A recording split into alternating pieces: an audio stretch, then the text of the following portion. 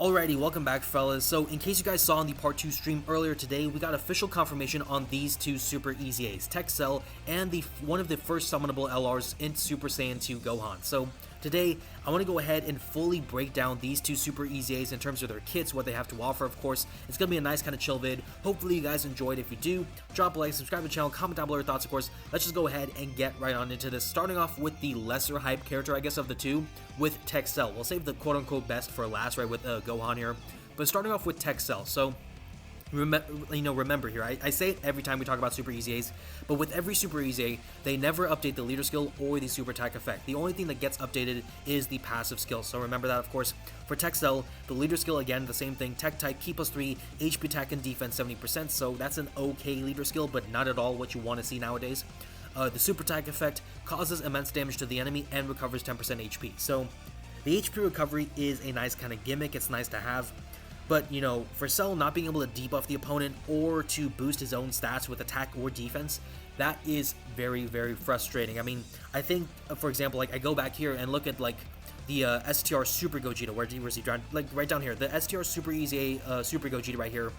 I actually really do enjoy this unit, even though he's technically meant to be slot 2, slot 3. One of the best things about him is how much debuffing he can do on a lot of boss fights nowadays with his super attack effects, lowering attack and defense. And Cell not being able to debuff, that is a pretty annoying kind of issue for me. So I'll say the super attack effect is not that great, but let's go ahead and talk about the passive, because this is the important thing for his Super EZA. So remember, you know, conceptually when this character came out, Cell was a character where the more orbs you got with him, the better his damage output and his defensive capabilities would become. So he was really focused on the whole nuking kind of mentality. So they'll probably kind of focus on that here, as you'll notice here. So, you know, with the basic effects, changes key spheres from AGL orbs to tech orbs in general, randomly changes key spheres of a certain type other than AGL or tech orbs to rainbow key spheres, receives an additional Ki +2 per rainbow key sphere obtained, 20% damage reduction and a 20% chance to perform a crit built in, as well as launching an additional that has a high chance or a 50% chance to become a super. So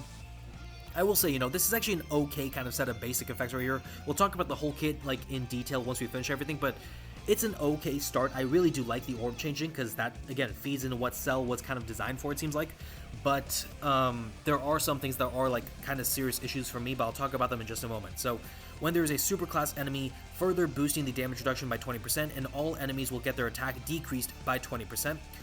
When there's another extreme class ally on the same turn, all allies will gain defense plus 40% and a chance at performing a crit increases by 20%. For every key sphere that Cell obtains, he will increase his attack and defense by 50%. For every rainbow key sphere obtained, increasing the crit chance and the damage reduction by 10%. And when attacking, increasing attack and defense by 200%. So, you know, so let me just say this for what it is. I think we all can kind of see what Cell is about here. Basically, Cell has one of the higher potential ceilings, it feels like, but also he has a pretty low floor, right? So he has a very high ceiling, a very low floor, I would say. I think that's a pretty good assessment of this character because, you know, the thing about this character is you want to give him the orbs, and the good thing about Cell is he's changing the orbs to make it easier on himself, but you need to get those orbs because you want to get the stats for this whole kind of like part of his kit right here, and also you want to make sure to get this damage reduction because the way the math is working out, basically Cell at minimum will get this 20% damage reduction, but you know, with the rainbow orb changing and everything, on average within the turn you can get maybe like 2 to 4 rainbow key spheres if you're trying to seek them out, right? So in that sort of situation, basically with everything kind of working for Cell's favor, you could find that Cell with 2 to 4 rainbow key spheres can get somewhere around 60 to 80% damage reduction, which is actually pretty good. The best that he can get if you get all 5 rainbow key spheres is that he can get 90% damage reduction, but at that point that's kind of impractical because like once you get 5 rainbow key spheres, then you're missing out on a lot of potential stat boosts for every key sphere obtained. So, you know, there's kind of like a give or take in that sort of regard, like a pull forward, pull back or something like that, right? So I mean, Cell has some really good potential. Let me just, I'm going to keep harking on that or whatever. I mean, Cell has some really great potential, I would think. We'll see his Super EZA drop as well as the GOHAN Super EZA drop in about 2 days or so, but I think Cell is going to be a character where you want the dupes with him because then you could probably see him do some insane damage. I don't know if he'll do more damage than Buhan, but at the same time, I think you know, Cell has some really great potential for sure. So it's going to be exciting to see. It is clear to me, by the way, I'll say this right now, I think we all can kind of see this as well.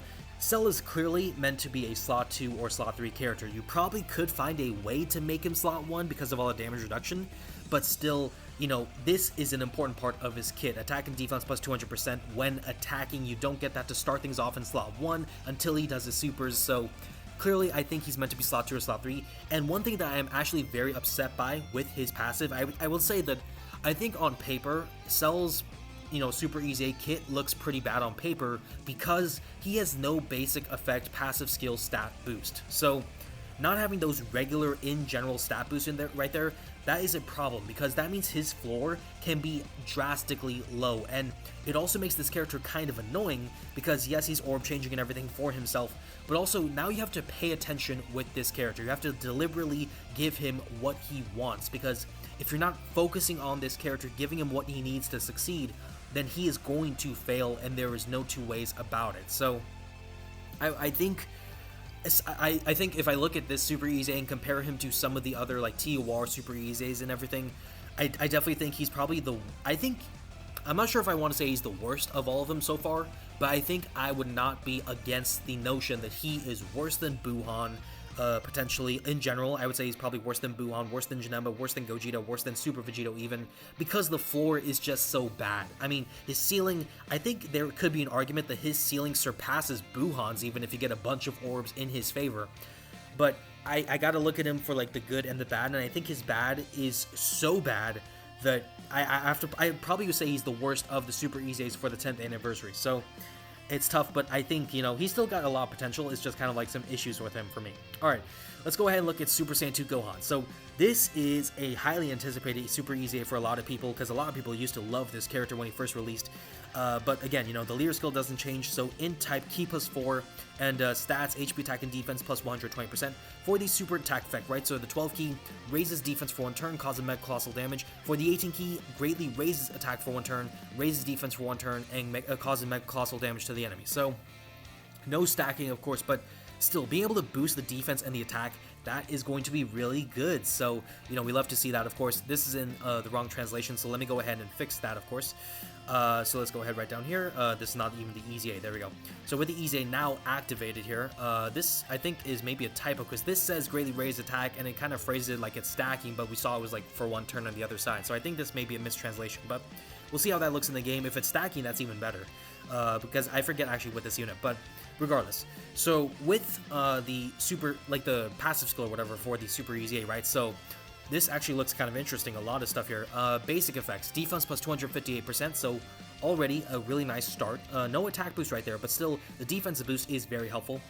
Changes key spheres from tech orbs to int orbs, so that can be kind of a hoeing kind of situation there, and also randomly changes key spheres of a certain type from tech other than tech and int key spheres to rainbow key spheres. So he's like perfect Cell, but there could be a situation where Gohan hoes Cell, because Cell takes the AGL orbs, turns them into tech orbs, and then Gohan takes the tech orbs and turns them into int orbs. So that could be very interesting. Receives an additional Ki plus 2 per key sphere obtained, so that's really good for him, especially as an LR. Gohan also was a character where you wanted to get a lot of orbs for him specifically, so we'll probably see that in the rest of his kit here.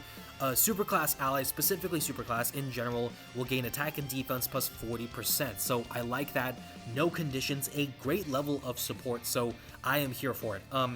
When there's an extreme class enemy, all enemies will get their defense decreased by 40%, and he will increase his dodge chance by 40%. Okay, nice. When attacking with 12 or more key, defense plus another 158%. For every key sphere he's obtaining, increasing attack by 50%. For 3 or more key spheres obtained, increasing attack by another 158%, and also increasing crit chance and damage reduction by 50%. With 7 or more key spheres, further boosting the attack again by 158%, and also again increasing his crit chance by 50%. So when you get 7 or more key spheres, you're getting a 100% boost to your crit chance right there. 10 or more key spheres, further boosting the attack by 158%. 15 or more key spheres, again boosting the attack by 158%. They really do love this boosting right here. And when HP is 58% or less, starting from the 4th turn from the start of battle, changes key spheres at one point in time, for one time only I should say, changes key spheres from all of them to int orbs, and for one time only he will gain 30% damage reduction before attacking. So I think Gohan actually has a really good kit. Am I being a bit glazing for saying that? Maybe, who knows? But I think Gohan has a really good kit. I think he still probably is going to be someone you want to put in slot 2. You maybe could find a way to put him in slot 1, especially if you want to trust this whole 40% chance to dodge and the 50% damage reduction. But I think ideally you want to put him in slot 2 just to be safe. And when it comes to this character, the cool thing about him is how much potential he has. I mean, it kind of harkens back to how much potential Gohan has as a character. But I mean, look at the stats right here. So 250%, let's just say that, let's just round that up to 250, or let's just round it up to 260, I guess, right? So 260 there, plus another, was it 160 right down here with 12 or more ki. So that means Gohan is basically getting around, was it 260? So it's like 300, it's like 420% to his stats for defense. So that's actually pretty good to start things off, of course.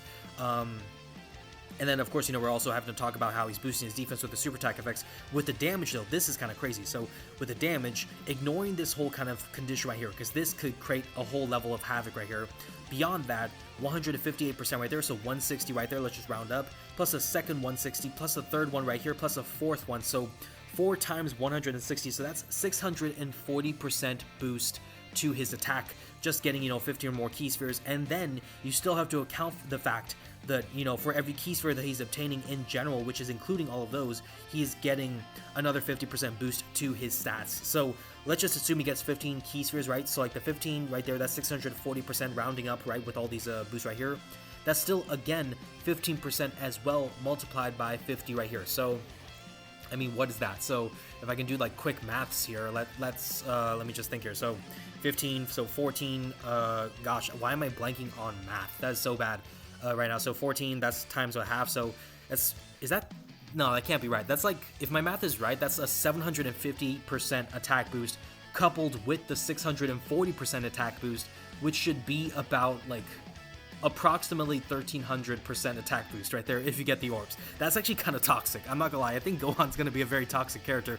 I'm excited for this. I think Gohan may be an elite character at 55%.